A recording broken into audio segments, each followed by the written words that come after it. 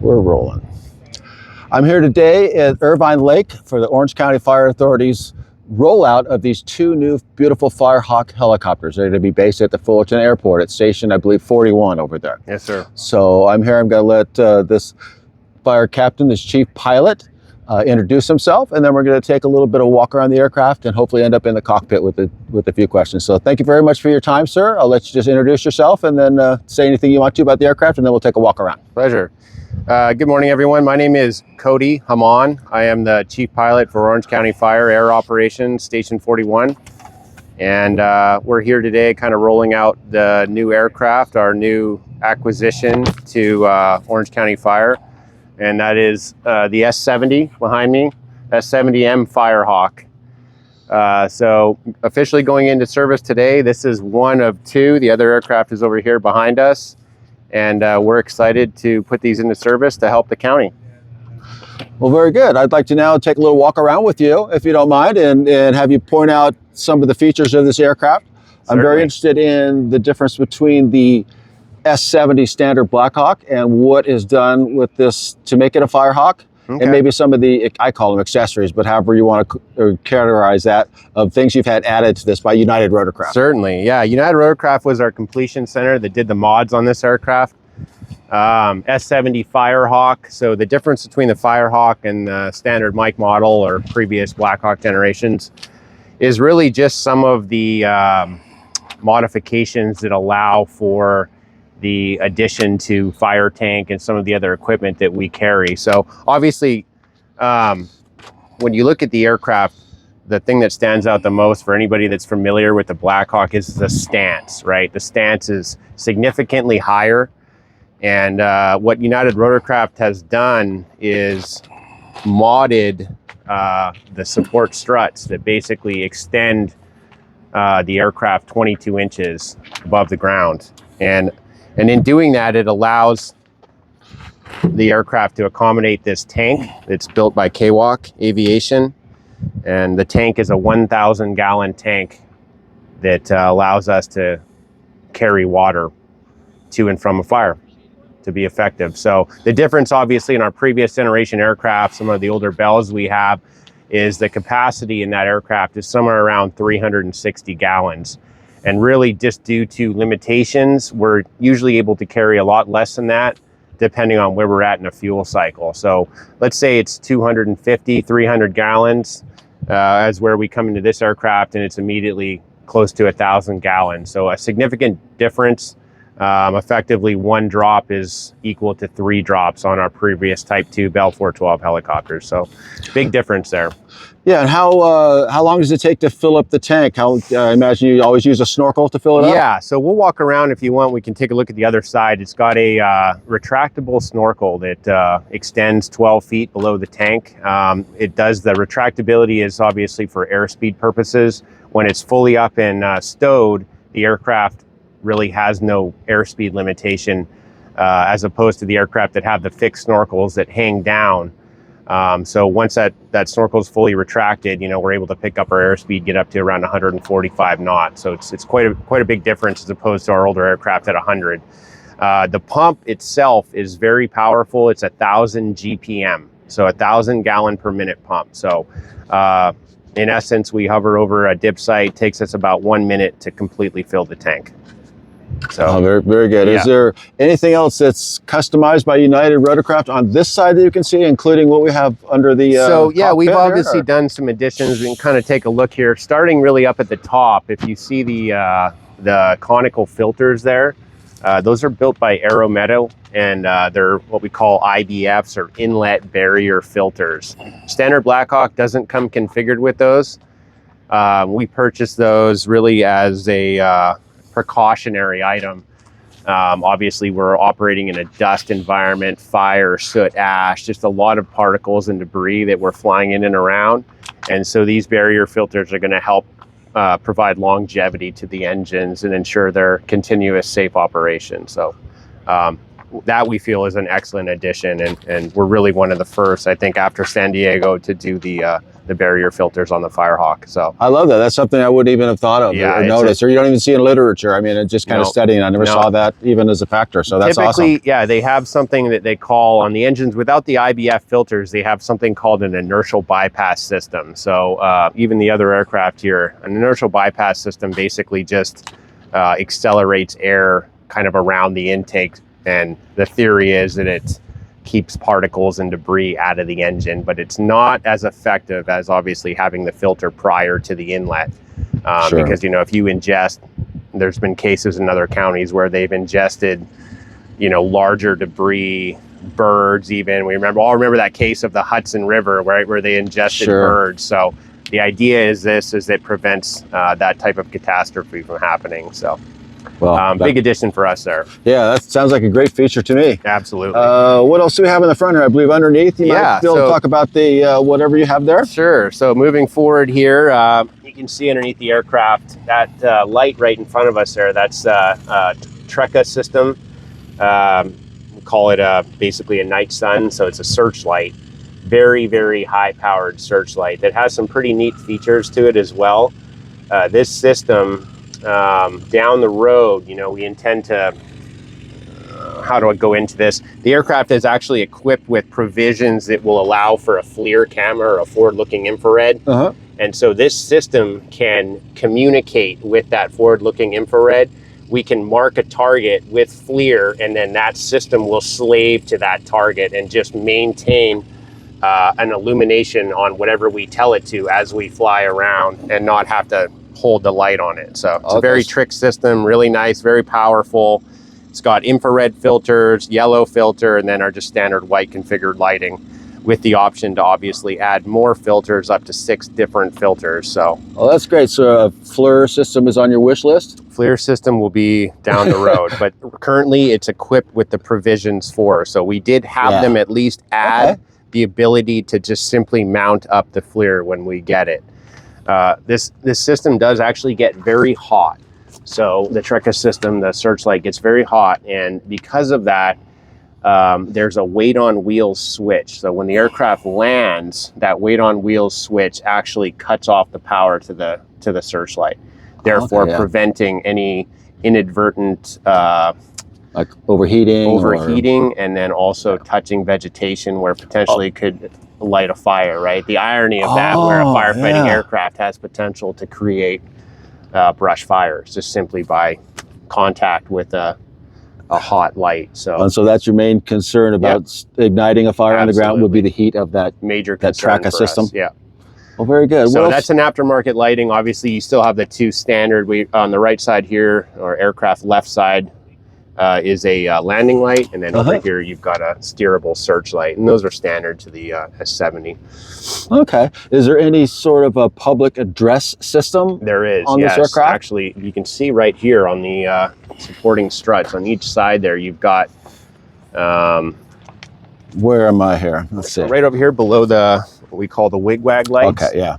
Oh, so very good. Here, and that's the left side, and then there's also one on the other side.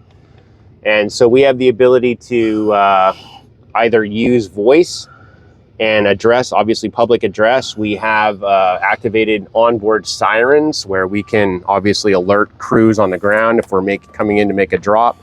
And then lastly, we can actually pre-record and play that through the system so that we, you know, in the event of maybe an evacuation process, you can have a pre-recording and just fly through an area, and then everybody would be able to obviously hear and take heed to whatever it is that we're saying.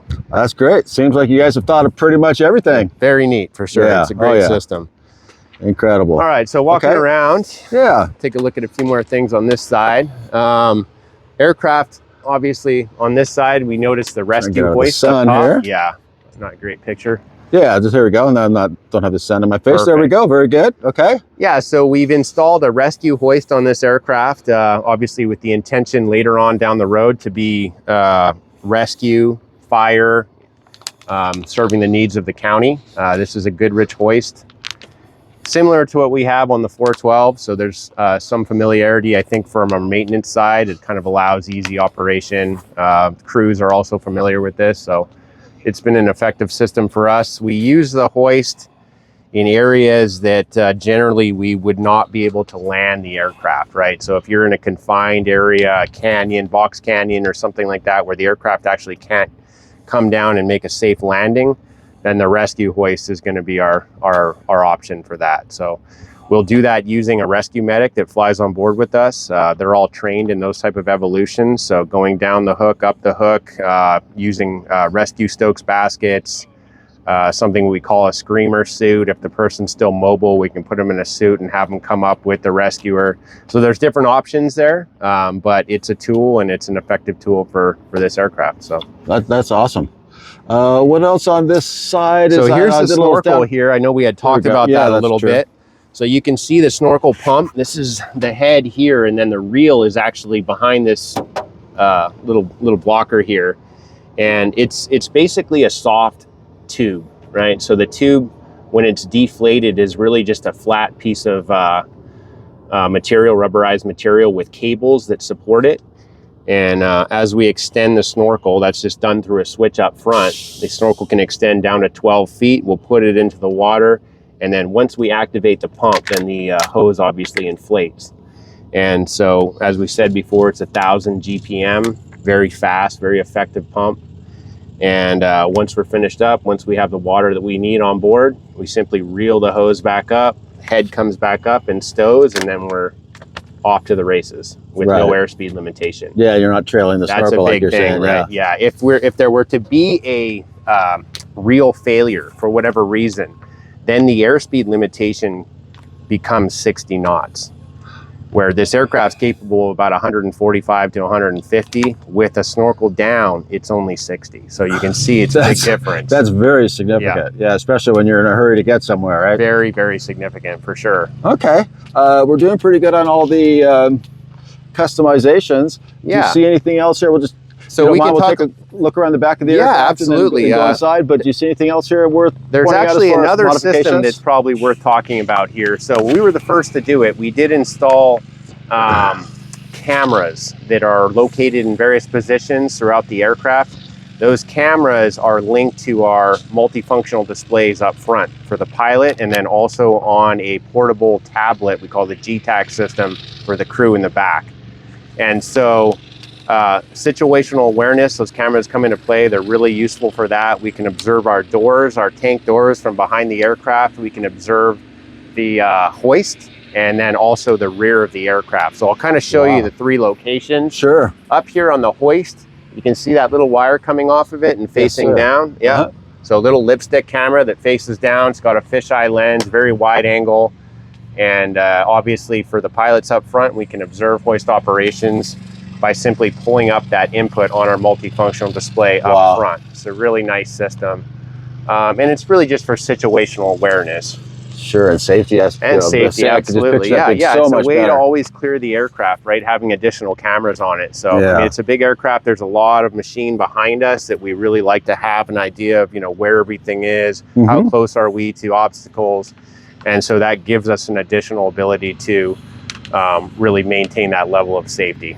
Oh, that's awesome. And then you have some other... Yep, so the other cameras are right here. You can see this is our forward-looking rear camera. So it's mounted in this housing, very robust system, and it's fully slewable. So we can slew it up and we can slew it down. And so that's just done through controls up front. Very effective system. It's got great camera. It's got great night vision qualities. And it's just a really cool tool, especially when we're dropping, right? We can kind of look straight at the tank. And if there were to be any issues with the tank doors not closing, not opening, immediately you're going to get that feedback through the camera. So, good tool for us. You've thought of everything, huh? Yeah, I feel we got some goodies on it. Were you part of the design of this? Yes, what you were requesting for you, because you're being a pilot, what you would want? So myself and then some of our other members of Air Operations, we were very, very heavily involved in the design process of this S-70. As a matter of fact, United Rotorcraft told us that of all the agencies that they've worked with, we've been the most heavily involved in the design in almost every step of it. So a lot of the things that we asked for, they said, look, no one's ever done that. We're going to have to completely design that system from scratch. So it was a true, what we call alpha model, right? No one had done it before. And obviously, you know, it wasn't without its challenges, because these systems are basically being designed, you know, having never had any previous experience with it. Now that we have the blueprint for it, they have said this is absolutely the new blueprint for the Firehawk. So moving forward, if someone were to approach us and say, we want it, that's the gold standard now. So I'm sure you're going to be getting some calls from other agencies asking about what you've done, and we're excited. And before you know it, you'll be a spokesman for United Rotorcraft. Right. Yeah. Well, I know I'm taking a lot of your time, but you might well just go around and go inside for just a minute. Yeah, certainly. Let's unless there's something up here. No, I mean, obviously, to us, one of the most, we are probably the most proud about the paint. Right, the paint to us is just beautiful. It came out so excellent, and that's one of our greatest achievements, I think. It's just the way that this paint scheme came out. And what color would you call that? The red has got a specific term. It's called Ferrara, not Ferrari, but Ferrara. Ferrara red. Yeah. It is a beautiful color. Yeah. Is there anything to the color as far as safety, or is it pretty much just the livery is pretty much looks? It's obviously looks. It matches the theme of Orange County. We tried to keep the you know, the similar color to what their engines were, and then it's got some design elements in it that kind of have subtle hints. You know, in the back, if you look on the tail, it's got the thin red line, obviously representative of fire. And okay, yeah, it's just, it came out really good, so we're happy with it. Yeah, it's a beautiful livery. I love it. All right, so if we want to take a look up front. Yeah, I appreciate your time. It's taken a little longer maybe than I anticipated, but you're very kind with all your descriptions and taking the time with us today. So I really appreciate that. I know we talked about maybe finishing up inside and then a cockpit. Do you want to try to climb up front? Yeah, sure. Okay. Yeah. It's a bit of a climb, so watch your step on there. Oh yeah, no problem. All right.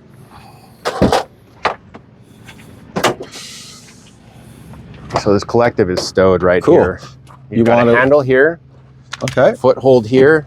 Foothold here. So it looks very good. Would you mind just kind of holding that? If you could put it on me, that'd be great. If not, that's fine. But all right, here we go. All right, first time climbing up in the Firehawk. First time, baby. Here. Yeah. Yeah, right there. Then grab up there, handhold. Perfect. Oh yeah, I'm gonna take this off. Just I can sit down.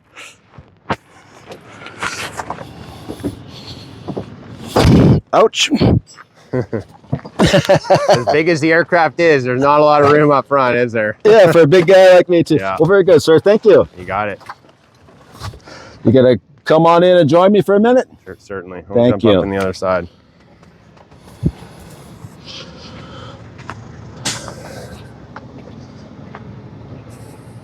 Here I am in a Firehawk. All right, OCFA, baby. All right. Okay, so you would normally be sitting in this seat, apparently. You're the chief pilot? The right side is right now the PIC seat. So the pilot sits on the right side of the aircraft. And that's the thing about helicopters, right? Normally, obviously an airliner, the captain sits on the left side. Most helicopters, the captain sits on the right side. So the pilot sits on the right side. Where that becomes an exception is when the aircraft is sling loading, long line. And then they have to have generally what's called an STC, or a supplemental type certificate, which means everything can be done on the right side the same way as the left side. Sorry, everything can be done on the left side the same way as the right side. Okay. So including starting, shutting down, and then all the instrumentation that goes over there as well. So, well, very good. So along with you in the cockpit, you'd have a, would you call it a technical flight officer next to you? I know law enforcement, I believe that's the term, but I'm not sure. Yeah, TFO is definitely more of a law enforcement term. Initially, we started 2 pilots training and building up the hours and the experience with this aircraft, time and type. And then moving forward for a lot of the fires, it'll be a fire pilot up front, and then the fire captain, or what we call the crew chief, sitting on the left side of the aircraft. Crew chief is trained. They attend a lot of the initial flight training with us, and some of our internal in-house training as well, that really allows them to have a very good understanding of some of the systems up here, so that they can assist a lot of the operation with the pilots. I understand you're now fully trained. I think you've had these 2 Firehawks for about a month and a half, if I'm close to that, maybe. About the end of June, I think, is when we got them. Yeah, almost 2 months now, I guess. Yeah, not a long time for sure. But I mean, the anticipation was actually, we started training for these things in June, even May of 2023. and initially anticipated getting the Hawks by the end of that year. Then it became January, then February, then March, April, May, all the way to June. So, you know, a lot of things go into this. Obviously, like we said, it was a true alpha model in a lot of the design elements. And so it just took a while, you know, to get everything right. And so here we are, excited to get them. It also meant training through summer months. And as we've seen already, a fairly bad fire season. So. Right. So now you're officially signed off to respond to fires now. The first couple months you were in a training mode where you weren't able to respond. Is that right? Exactly. Yeah. Okay. We wanted to make sure that our crews were safe, our crews were comfortable, and the operation was going to be as safe as possible. So spend some time training, ensuring that everything is where we want it to be. We'll put these aircraft in service for fire only initially. Okay. And as we continue to work and train, we will eventually finish up the rescue element of the flying. And so fire only for now, probably in the next 3 to 4 months, we'll have the completion of rescue and fire. Oh, that's awesome. I know one of the last things I wanted to talk about is just briefly the crew that you have on board. And just, you know, you've already talked about up here in the cockpit, but how about the people in the back? How many would you have in the back, and what might they be doing? Absolutely. So our standard configuration for the S-70 now is going to be bigger. In the past, with the aircraft over here, the 412, it's either a 2 or 3 man crew. Could be a pilot and a crew chief only, or it could be a pilot, crew chief, and what we call the rescue medic in the back. The Firehawk, obviously being a bigger aircraft, we've elected to increase the number of crew members, and that's for safety and efficiency. So it'll look with the standard configuration will now be pilot and crew chief up front. And then in the back, we have a position that we call the ops spotter. So they're going to sit here in the right gunner's seat, which is technically the seat right behind the pilot. And their responsibility is clearing the aircraft, ensuring the safety. They help in snorkeling operations by determining the position of the snorkel, whether it's pumping, whether it has any issues. So that's all done in that position that we call the ops spotter. So really responsible for safety, clearing the aircraft, and then any other technicalities that we may have or encounter in flight. They're kind of our eyes and ears in the back of the aircraft. And on top of that, we would also have a rescue paramedic, or a helicopter rescuer, we call it. So they are a paramedic. They would be the ones that would be going down on the hook if we had to do a rescue in the future. As I said, we're not quite ready for that yet, but that will be in the books in a few months. Okay, so you won't be flying with that crew member at the moment? We will still be flying with them. We just won't be officially in service for that capacity. So very good. Still the training element that exists though. So okay, so it sounds like a 4-member crew. Did I get that right? Okay, 4-member crew. Very good. I appreciate that. I so appreciate your time. Is there anything else you would like to talk about? We haven't talked about the cockpit much, but yeah, I mean, you might just kind of take a little scroll around here. You can take a look at it. So obviously a lot going on in here. There's a lot of little buttons and switches and gadgets that we have. If I start outside, inside, maybe I can kind of talk about some of the things here. I'll start with this system here. Boy, excuse me.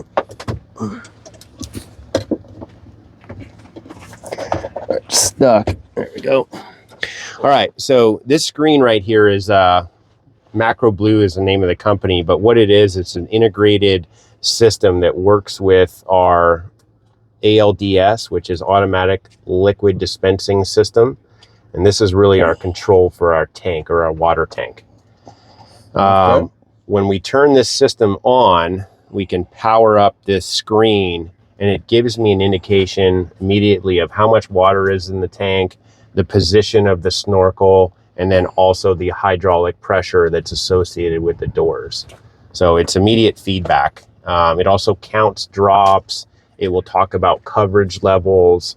So coverage levels are actually here with this selector switch, and it basically talks about how much water is coming out of the tank at any given time. I can select maximum, or I can go down to a lower coverage level, which would just mean less water at a given time, which would mean a longer extended drop. So if we wanted to fight fire in light grass, we would most likely elect a lower coverage level. If we needed heavy drops to get through timber or canopy, then you're going to go up to the higher levels of maximum or coverage level 6. You have the ability to split drop, and you have the ability to quarter drop. So we can make 4 separate drops based on 1 tank of water. Oh, that's awesome. Yeah. Well, I know there's a lot of buttons and things in here. So whatever you think is, just a couple more things. I know you have cameras in here. Yeah. So I know the APU is not on, so we're not able to turn on. Yeah. Everything. Unfortunately, it's everything in this aircraft mostly is run by AC power. So that's a big difference between what you see in some of the smaller aircrafts. They're DC right off the battery. Obviously, this aircraft has DC as well, but most of the equipment's actually run by AC power. So in order to get AC power, we need to run the auxiliary power unit, which is really just a small turbine engine. So unfortunately, we're not going to do that just for this show. But we talked about the camera system. So the camera system is actually incorporated. So here we have our switches for our forward camera, belly camera, and then of course hoist camera comes on automatically when we power up the system. Those cameras can integrate into what we call multifunctional display screens right here, MFDs. And so these 4 screens in front of the pilot and co-pilot, those are what we call MFDs. So you can bring up a picture within a picture of the individual cameras that we would select. So whether it's hoist camera, tail camera, or rear camera. So it's a neat little system and gives us the ability to really have great situational awareness in what you can see is a really big aircraft. Anything else? I mean, I've taken more of your time than I anticipated. I really appreciate it. You're so thorough, and I'm really enjoying this. Anything in particular? I mean, that you want to point out in here, and then I'm going to have one last question for you, and then I'll release you. So maybe some of the difference in this system too is the FMS, so the flight management system, I think is probably important to talk about. So kind of unique to this aircraft. Some of the smaller ones don't have this system. And really what it is just an integrated management system. And it has the ability to either have embedded navigation, embedded communications. It's got its own internal communications with most systems on board the aircraft. So this aircraft really has the ability to diagnose itself if it has a problem internally, whether it's electrical, whether it's navigation related, communication related. That specific system can be identified using the FMS. So it's a really useful tool for us, and something that I think will prove valuable moving forward. Oh, I think so too. Last question for you, sir.